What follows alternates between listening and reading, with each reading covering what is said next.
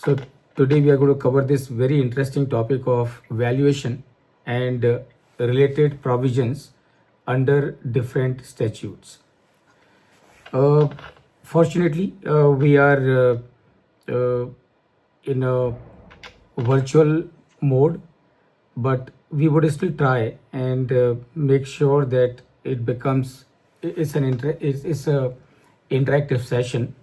So all of you, please feel free to ask me any question at any point in time. Uh, from time to time, I would be uh, giving you opportunity of asking questions, and you can, of course, that time you can unmute yourself and raise your doubts, raise your questions.